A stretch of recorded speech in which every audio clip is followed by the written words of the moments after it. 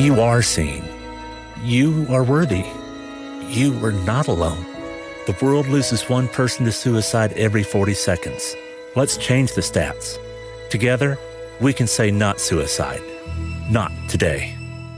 Nobody wants to believe that the relationship, family, corporation, or religion they are involved in is an abusive system.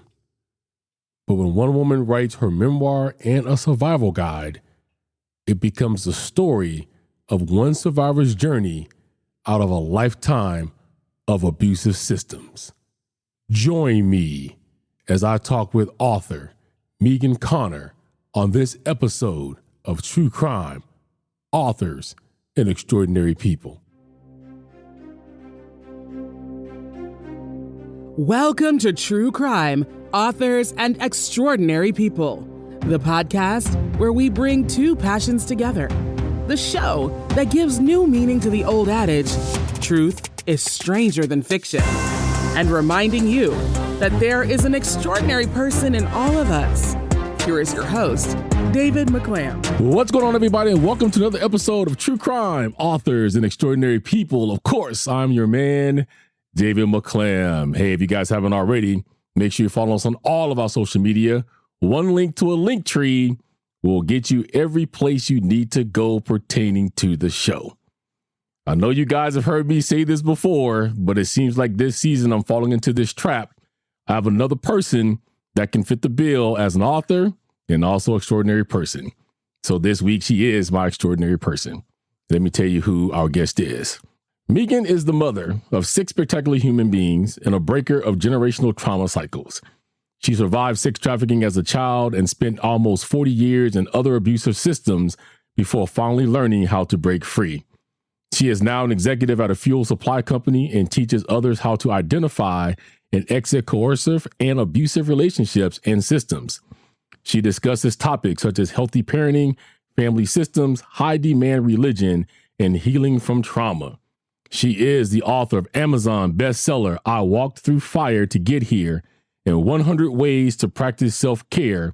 Please welcome author and extraordinary person, Megan Connor. Megan, welcome to the show. Thank you so much for having me. I really appreciate it. Thank you for being here. It is my pleasure and my honor to have you here.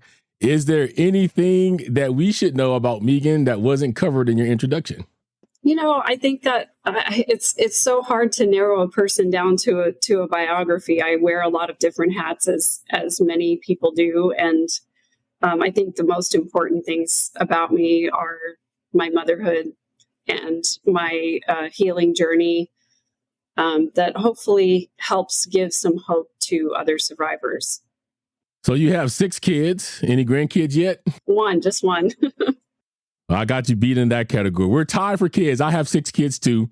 The youngest is here, 13. We sent the youngest girl off to college, but I also have 7 grandbabies now. Oh my gosh. Wow. Lucky you. So yeah, we have a lot of those. So that's one thing we have in common. We have 6 kids. So yes, being a parent is first and foremost is a hard job, but I think it is one of the most rewarding jobs that you could ever have. I agree. So I know that you were a victim of trafficking. It started out with you when you were very young. How and when did that all begin and start for you? So I was living in South Dakota, and I was about 7 years old when we moved there. My dad was in the Air Force, and then he worked for Citibank, so we moved all over the whole time I was growing up. But it came to be that my mom got a job as well, and we children, me and my siblings, ended up having to go to a babysitter before and after school. And it was at the babysitter's house that the trafficking happened.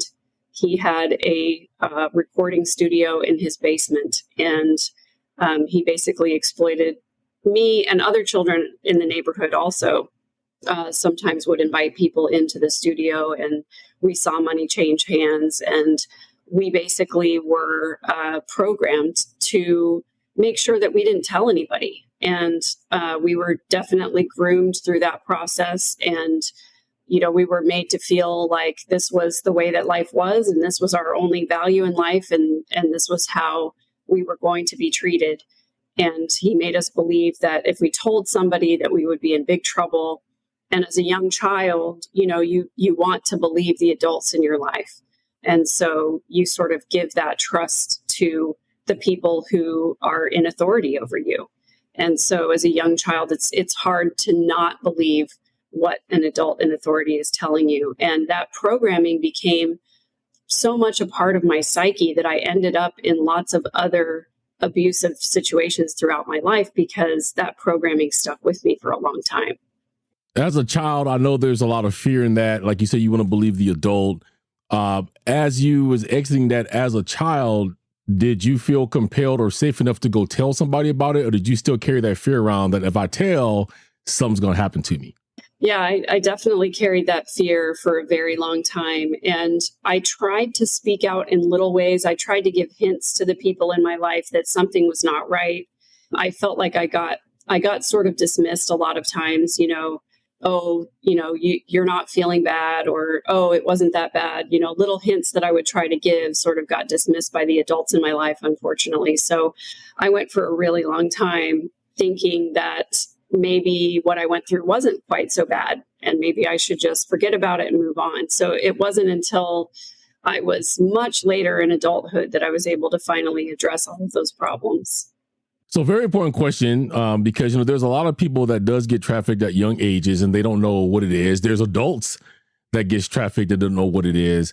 How did you come to determine or know that you were being trafficked at such a young age? Well, I didn't really understand that as a child or as an adolescent. And luckily, we moved away from the situation. And so I didn't really have an opportunity for there to be a confrontation with my abusers or anything like that. We moved so far away that they didn't have access to me anymore. And so, I sort of tried to just cope with things as I could. When we're young adults and teenagers, we internalize things a lot. And if there's not somebody that really latches onto our problems or our story and really believes us, unfortunately, we repress these things and we kind of hide them down and pretend like they didn't happen. And unfortunately, my parents came from sort of an emotionally repressive background. And so they didn't really know how to deal with emotions themselves. And so they didn't really know how to handle my emotions as a young child, and didn't really understand what I was talking about when I was trying to give these little hints. So it's completely not their fault at all, but I didn't know how to talk about it and they didn't know how to hear it. And so I went through my entire adolescence really not understanding what to do about it and figuring I would just get over it, So we get out of childhood, but you stated that you spent 40 years in other abusive systems. I'm assuming that's relationships, marriages, whatever. How did you find yourself in that? And then how did you able to break out of that? Well, when you are programmed sort of to adhere to these abusive systems, when you believe abusers about who you are, and they try to make you feel really small, they try to make you feel unimportant, they try to make you feel like they have a lot of power over you. And so that feels very familiar to you. That age of childhood development between the ages of 7 and 11, that's a really critical time for young people to form ideas about who they are. And most of the time, children of that age form an idea about who they are because of what the adults in their lives say to them and about them. And so I formed an opinion about myself, and I found that a comfortable place to be because it was what was familiar to me. And so, having my household being a place that was bereft of emotion, I found myself later seeking out relationships that were also bereft of emotion, seeking out unavailable men who are unavailable emotionally, and ended up in a marriage that was very controlling and abusive. It wasn't until, and I'll tell you where the turning point is, because this is really important. One day my dad sat me down and he said, I want to talk to you about the kind of father that I was. And I think it was his way of sort of apologizing for the way that, I was brought up. And what ended up happening is that his sort of confession about his fatherhood made me remember how bad things were when I was a kid. And it sort of flipped a switch and woke me up. I started having panic attacks, and I started having crying episodes where I just couldn't control my emotions. And I just said to myself, I can't function. I couldn't function as a mother. I was working full time as a teacher. I really couldn't just do life anymore. So that was when I finally reached out for therapeutic help, and that changed my life. I'm going to get to that, but before I want to answer this question, because I know what this means, and I want to know what this means to you. I myself, we never discussed this. I'm also a survivor of childhood trauma. I was abused by my father. Then later in life, I was abused by a wife. The thing that sparks me is you said you are a breaker of generational trauma. And I know to me, that's what I consider myself. I was in and out of marriages because I want to break that, right? To show that there is a man out there that can marry somebody, be successful. My mom didn't get that, and that's what I wanted. And as you know, oftentimes that leads into rush marriages and a lot of divorces down the way. And then on the abuse side, there's certain things I didn't do to my kids because it was done to me. Different ways I discipline them. What does it mean to you to break the generational trauma cycles? It's interesting that you mentioned discipline, because that's really where, as a mother, it came down to it for me. The hardest time for me as a mom was when my oldest daughter was 7. And I also had a 4-year-old, a 2-year-old, and a newborn baby.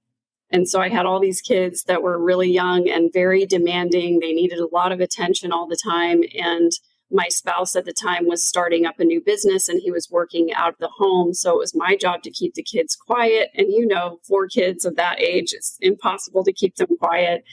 And I found myself in the pattern of parenting my children the way that I was parented. I found myself getting really angry with my kids over things that were truly inconsequential. And I found myself following this pattern. My oldest daughter did something that was probably super benign, but I got really angry about it. And I started behaving the way that my parents behaved towards me. And it was a real watershed moment for me, because I really just woke up and said, you know what? I do not want to parent my kids the way that I was parented. I don't want to have the kind of relationship with my children that I developed with my parents when I was younger. I want to do this different. I want to find a way to make it better. I want my kids to love me. I want them to know that I love them. And so I just made a choice in that moment that I was going to do whatever it took to change that. And I started reading and researching everything that I could about parenting, about discipline, about how to do things differently than I was taught. And that's really kind of what started the chain of changing those cycles. Now, earlier, I said we get back to it. You mentioned therapy. I'd like to know, what was your take on your therapist? Do you think your therapist helped you, truly understood what you were going through? I know when I was going through therapy, we often would kick the therapist out because they would say things like, we know how you feel. And we're like, you don't know how we feel because you've never been through it. You have a paper to say that. How did you feel about therapy? Did you feel like that it helped you at all? My first few therapists were really not super helpful. And I think that it's one of those things that is, a lot of people experience this. They start therapy and they don't find that it's helping, or they don't have a connection with their therapist. And so one of the things I do now is I help people to find a good therapist, because it does take a while to get into a therapeutic relationship that's going to be beneficial to you. And so I did finally find a therapist that I connected with, that I resonated with, somebody who I felt was really listening to what I had to say, and who was really giving me ideas of how I could change from the inside out. And so I did talk therapy, cognitive behavioral therapy, or CBT, for about 4 years. It was incredibly helpful. It helped me change a lot of things, a lot of my perceptions about myself, my perceptions about my situation, and helped empower me to make changes in my own life. But we got to a point where we had worked together on a lot of different things, and I knew that there was some underlying trauma that I needed to address.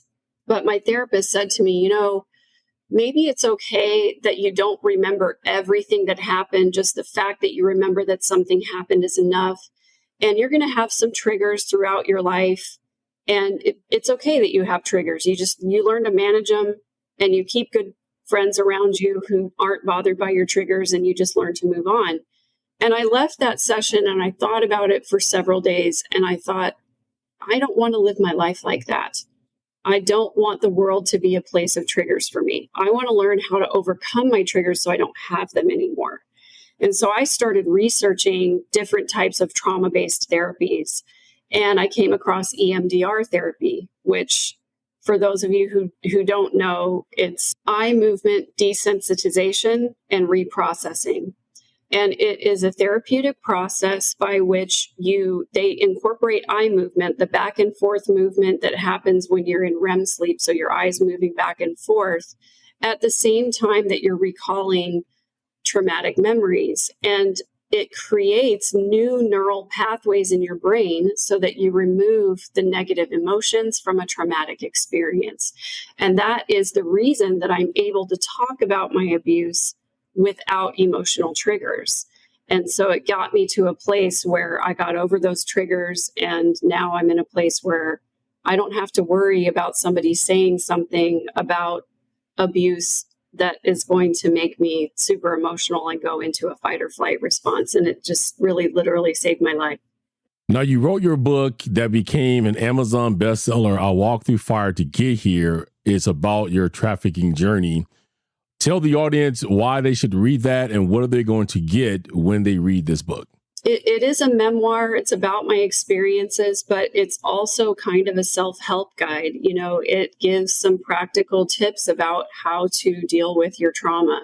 And also, I really hope more than anything else that it is a story that other survivors of trauma will see as hopeful, because the main thing that was difficult for me when I was going through my recovery process was that I thought I was the only one who had experienced all of this trauma in my life.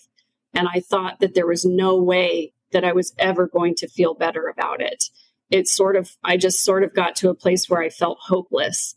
And what I hope is that when people read this book, that it gives them something to look forward to and to say, you know what, it is possible to overcome all of these horrible obstacles, and these feelings are going to pass, and I'm not always going to feel this way.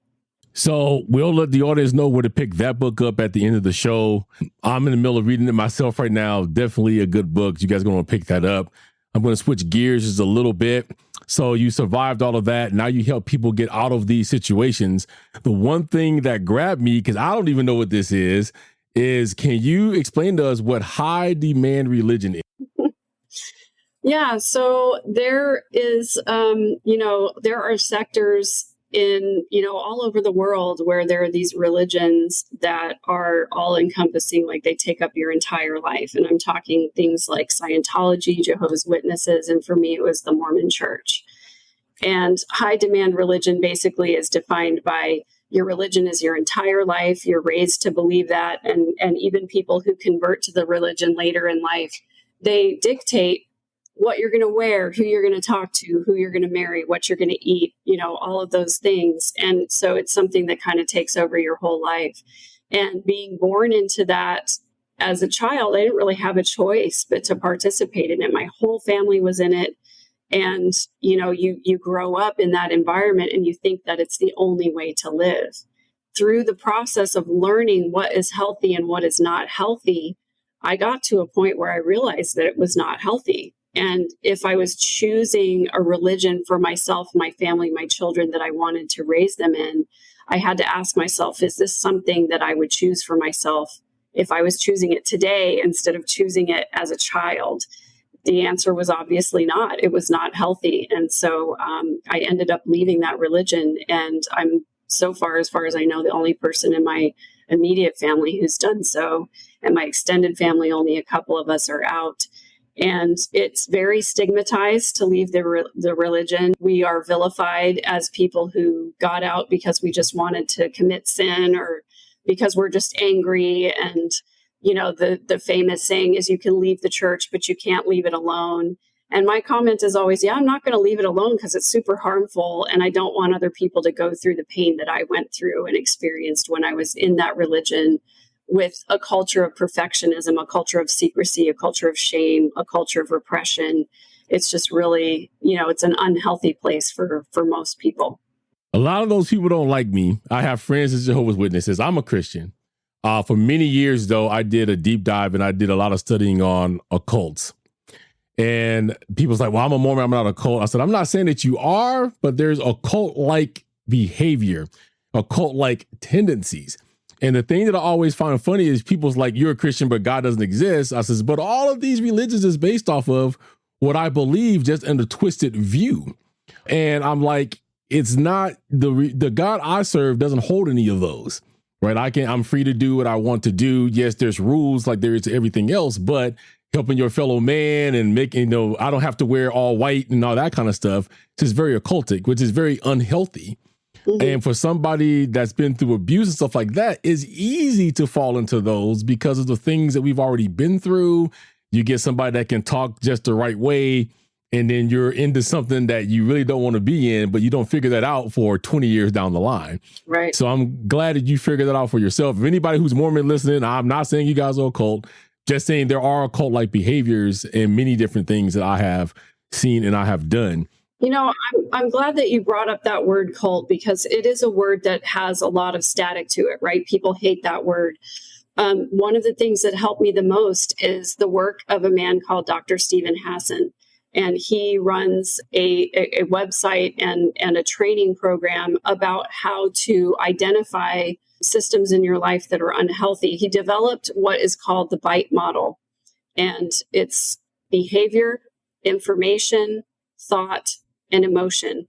And cults are a spectrum, just like narcissism is a spectrum, autism is a spectrum, and all organizations fall somewhere on that spectrum. People who love Apple products are a cult. People who love Taylor Swift are a cult. Is it harmful or not harmful? And that's sort of the definition that we need to start adopting, is that every group that we belong to is a cult of some kind. And some of them are harmless and some of them are very harmful. And so learning to identify the things that mark harmful behavior in cults is what can keep us from falling into these patterns of being victimized.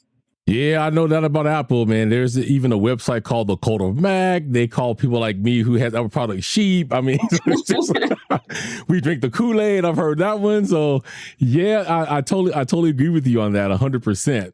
You wrote a book about healing as well. I think that was very important to you. The name of that book is 100 Ways to Practice Self-Care. What was the hardest part of healing from abuse for you? And then what made you write this book? Well, I think the hardest part was just that digging into all of that trauma and going through therapy at first felt like things were getting a lot worse before they got better.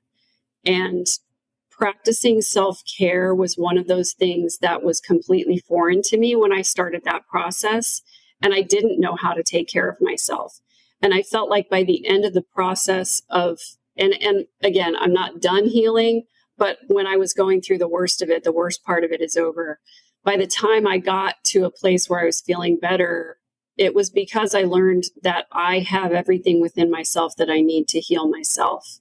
And I would get done with a session in those early days and I would just kind of zone out, and I would go to a store and I would look at pretty things and I would touch and feel fabrics and things like that. And my therapist would say, why don't you go eat a piece of chocolate cake or something? And I would say, okay, but if you do that every single week, it's going to end up having negative repercussions, right? And so finding ways to practice self-care that didn't involve me reaching for comfort food or reaching for some kind of numbing mechanism like alcohol, that was really important to me. So I wrote that 100 Ways to Practice Self-Care to give people ideas about how they can take care of themselves, how they can honor their true spirit, and how they can, really heal themselves without going to unhealthy mechanisms to do that. So I'll run this by you because I don't think people like us ever fully heal. And I'll tell you what I mean by that. I've told people before that they should give you, people like yourself and myself and people that come on this show, a lot of gratitude, because each time we come on and we tell our story to somebody, a small piece of us at least relives that. Yeah. And I don't think that we're ever through healing a small piece of us, because if we were completely healed, we wouldn't be able to help heal other people. So I think that we continue to heal by the work that we do in helping other people. And when we see those small victories in that person, whether they're getting out of a domestic abusive relationship or you talked about a suicide or whatever it is, then that little piece of us heals with them. But then we still have enough to move on to somebody else. So that's always been my analogy. I've always stopped saying I want to completely heal, because I don't think we do, because of the work that we do. Yeah, I think healing is a practice, right? And there's always going to be another thing and another thing and another thing we can work on. And it becomes sort of a practice to, constantly look for improvement. But I totally agree with you. My favorite thing in the world is to listen to somebody else's story and find ways that what I experienced can help them and help them heal. And that's really what my passion is. Why do you think or feel that a lot of victims, that is of any kind of abuse, don't report it? Oh man, I mean, there are so many varied reasons, but I think the number one reason is not the fear of not being believed. And one of my therapists explained it really great. He said, there are 3 layers of trauma. The first one is experiencing the trauma. And the second one is having to retell the trauma to someone else. And the third trauma is not being believed when you tell the trauma. And I think that a lot of victims find it difficult to talk about and are so scared of not being believed that it's really hard to come forward. I think that's a big part of it. The other part of it is a lot of times these situations are about a power differential. The abuser is always the one in a position of more power. And so there's always that fear that the person who's in power can re-traumatize, re-victimize. And it's really hard to stand up to somebody when they have power over you. Switching gears again, I mean, you wear so many hats. So on top of being a survivor, you wrote this fabulous book, which you're going to tell the audience how to get both of those books. You also talk about and give advice on parenting as well. So since I have a parenting expert in front of me, this is a very important question, especially to people that's listening with young kids. What advice can you give us, and what is the best way to protect our kids from predatory behavior? Well, I'll say 2 things to answer the first part of your question. I think the most important thing that I learned as a parent is that every single one of my children were different individual people with different personalities and different needs. And I had to parent each of them differently. And so I do not call myself a parenting expert. I've been a parent for 29 years now, and I still don't know everything there is to know. And I'm still learning how to be a good parent. And so I think that tailoring your parenting to the individual needs of the child is really critically important. And it's a big job, and it can feel really overwhelming.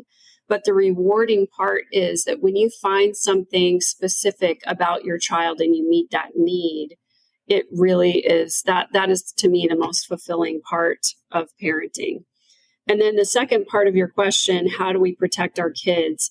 I think the most important way that parents can protect their kids from any kind of abusive or predatory situation is to have really open conversations with your child to make it safe for them to tell you anything. And when they're really little and they want to tell you a story about how they tied their shoe, they've tied their shoe 6 million times, but they want to tell you the story about this one time that they tied their shoe, and it takes them 10 minutes to get it out because they're repeating themselves over and over. And we get impatient because there's dinner and there's animals and there's bills to pay and all that kind of stuff.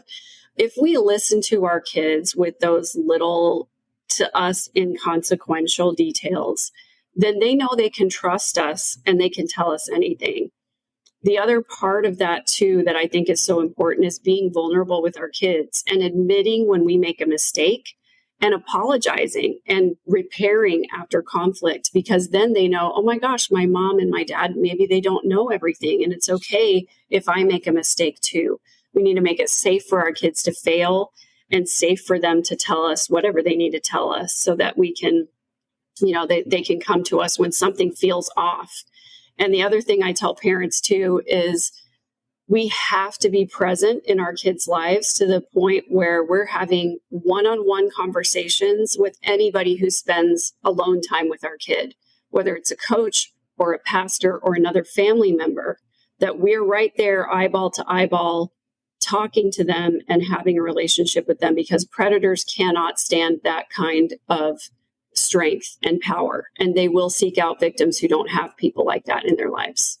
I totally agree. I mean, I have a 13-year-old that's left here. We have, I think, one of the most horrible school districts here. I'm battling them right now. And my son sees this. He's like, yeah, my dad really cares. I'm like, yeah, I'm not going to let anybody hurt you. And then the thing that I always hear that irritates me is, well, you're not governing your kid on the internet. Yeah, we do. But our kid also is not at home all the time. And then the things that we don't want them to do, they sneak to do. So I sit with my son and say, this is inappropriate. This is what you shouldn't do. Yeah, we watch shows like Web of Lies, and he really gets in that predator shows. I'm like, this is what a predator looks like. This is what's going on in the world. This is what people on Discord and everything else is trying to get you to do. If you get asked something inappropriate, you need to tell me. Let's get off of that. But the problem is, and suicide is so rampant right now. A kid at my son's school just committed suicide last week.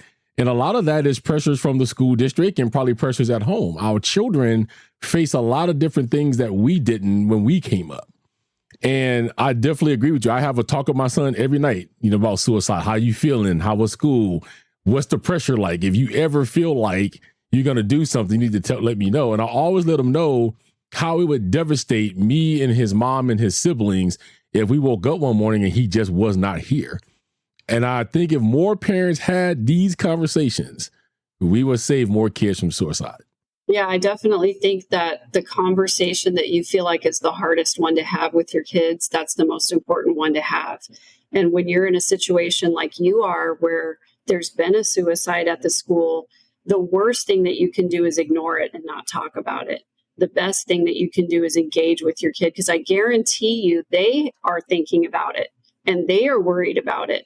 And if you're too scared to talk about it, then they're going to perceive that as you're not a safe person to talk to about this. And so I applaud what you're doing by having those hard conversations. Do you have any regrets as a parent? Oh, yeah, a ton. I think my biggest regret is that by the time I realized what sort of abusive cycles I was repeating in my life, a lot of my kids were older. And, I make a lot of posts on social media about parenting and healthy relationships and all that kind of stuff. And my 4 kids who are grown and gone look at those posts and they say, this is not the mom that we knew when we were growing up with. It was a very, very different situation. I was very involved in my religion. I was very strict as a parent. There were things that mattered so much to me then that don't matter to me now. So my 2 kids that are still at home are getting a very different mom than my older kids got. And I regret that. But I have those conversations with my older kids and I say, I'm sorry that I wasn't the kind of parent that you needed when you were a kid. And I want to do what I can now to be there for you, to show up for you in the ways that you need me now. Let's see what you think about this, because I heard a lot of people say that this can't be done, but I consider my kids to be my best friend. And somebody told me, said, you can't be a friend to your kid. Now, I'm an African-American. I was raised by a strict African-American woman. Back in the South, they believe in putting it down, switches the whole 9. But at the end of that, my mom was also my best friend. I knew when she was in mom mode and I knew that she was in friend mode. And it's like that with me and my kids, especially the daughter that's left at home. She's a daddy's girl to the hill. And she calls me homie sometimes, like, what's up, homie? I miss you. People's like, that's disrespectful. I'm like, no, it's not. She's my best friend. But she knows when the dad hat's on and now I'm being serious. Do you agree or disagree that we can be friends with our children? I think we can be friends. I don't think we can be their best friend. And I also think that moniker means something different to different people, right? We do have to wear the hat of, I'm just going to put my foot down, and this is the way that it's going to be. I think that the way I try to approach it now is I want to play with my kids. I want them to laugh with me, but I also want them to know that if they do something that I feel like is harmful to them or to someone else, that I'm going to call them out on it. And to me, I think that's what best friends do, right? We're real with our best friends. If you think about our adult friends in our lives, if our adult friends were doing something that was going to harm them or harm someone else, we would call them out and we would say, hey, I don't think that this is okay. Talk to me. What's going on here? Why are you behaving this way? We're going to do the same thing with our kids. I think our relationship with our kids, I think parenting is a relationship. It's not a role. I'm not your mom. I have a relationship with you as a child to a parent. And I believe that my greatest role as a parent, number 1, is to protect my children. And number 2 is to be their guide through life. And if they make choices that are different than the choices that I would make, that's okay, as long as we keep our values intact. 100% agree. And now that my daughter is 21, she just turned 21 the 18th, and she's out at college. People ask me, well, how do you feel that she's there? I said, I feel great in the role that I have in my relationship with her as a dad. I know that I've raised her correctly and what to do and what not to do. And she carries a lot of that with her. And my wife sometimes is like, because I can break my daughter just by looking at her or just by saying, you know what, I'm very disappointed. And just like, and my wife was like, well, why can't I do that? I'm like, it's a relationship between a father and a daughter and a mother and son is often different. As you probably know, if you have daughters, a daughter and a mom at teenagehood years starts to clash at each other, and dad becomes a mediator. So I totally agree with you on that. Thank you for what you just said there. What's something that used to be important to you as a parent that now, after almost 30 years, is no longer important to you? I think that definitely comes back to religion. Even when I was in a high demand religion, I told my kids that I believed it was important for them to have a relationship with God or with a higher power. At the time, as a young mom, I really was focused on the tenets of the religion and living the law to the exactness. And because we were taught that if the more exactly obedient you are, the more blessings that you're going to have. So that was super important to me as a young mom. And now as an older mom, I focus a lot more on, I hope that my kids are finding joy in their lives. And I have a way that I think that that's a good way for you to find joy. But if you find joy in another way, then I'm going to be ecstatic about that. So I've learned to let go of what's important to me and focus more on what's important to them. I have to ask this one too. It's not about parenting, but I've asked another person who went through trafficking this, and I want to see what you say. What do you think is the biggest myth about trafficking? Well, this is a hot button topic right now. The movie The Sound of Freedom just came out. It's a big movie. It was supported by an organization called Operation Underground Railroad. Tim Ballard was the man who's portrayed in the movie. He's done a lot of publicity about it. I have a lot of thoughts on this topic, but I'll try to just narrow down very carefully that I think the biggest myth about trafficking is that it's a situation where someone gets kidnapped from their home and then sold into sexual slavery. That's kind of the thing that movie portrays. We saw another movie several years ago, Taken, with Liam Neeson, portrayed a very similar thing. And I will say that the number one trafficking problem in the world is actually labor trafficking, not sex trafficking. And that's not to diminish sex trafficking, but it's to say, there's a lot of people being trafficked for labor. And the most prevalent model in sex trafficking is not people being kidnapped and taken away. Although that does happen, and those stories are important, they're a small percentage of the actual trafficking that happens. Even the trafficking that I experienced in a babysitter's house is very different than what kids are experiencing now. And nowadays, the most prevalent form of trafficking is a child being exploited by somebody that they know very well. Most of the time, it's a family friend or a relative or somebody very close to them.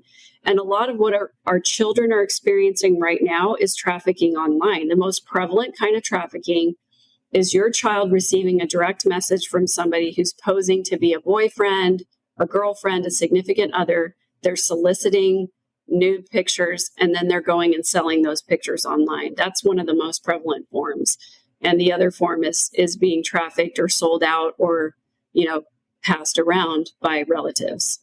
Just to prove to the audience, you guys on one accord, everybody go back and listen to Amanda Blackwood's episode, because I asked her the same question and she gave me the same answer, that the worst trafficking in America is labor trafficking. And a lot of people do feel that it's sex trafficking. And she said something you said, believe it or not, it's not. And then, of course, with the picture thing, yes, my daughter was solicited that way. And she came and told me, hey, this guy's like, yeah, get out of that because he's trying. And then I said, let's see what he's talking about. And he's like, yeah, if you don't send me this, then he wanted her to go and get other girls to do it. And if you send me anything and you don't do what I want you to do, then I'm going to exploit this to your family. I'm like, for one, that's a tactic that he's using. It's a scare tactic. And I'm like, we had already established you didn't do anything, right? So I was like, no, but he's really on me. He said, you need to delete him and move forward.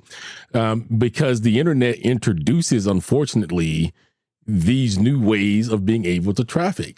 And it's horrible. And as parents, we got to be on top of that. I do know as a tech company, Apple is doing what they can to cut that down. And I think more tech giants needs to get into that. We ain't going to save everybody, but I think with the phones we carry, if we have strict guidelines about that, we can save some. Yeah. And when my kids were young, I made them turn their phones in at night. I put all the chargers in the kitchen. And when it was bedtime, they put their phones on the chargers and they went to bed. And that didn't work all the time, or, when they were older, of course, but now I do have the passwords for my kids' phones. And so they know that I could go through their messages if I wanted to. But the best way as parents to do that is to go through the messages together and say, who are you talking to? What kind of conversations are you having? Do you have somebody that you're crushing on? Is there somebody you like? Because then they're willing to open up to us and say, I got this message that was really weird today, felt off to me. Can you tell me, let's talk about it. Let's keep having those conversations with our kids. Well, Megan, we talked about a lot of things today.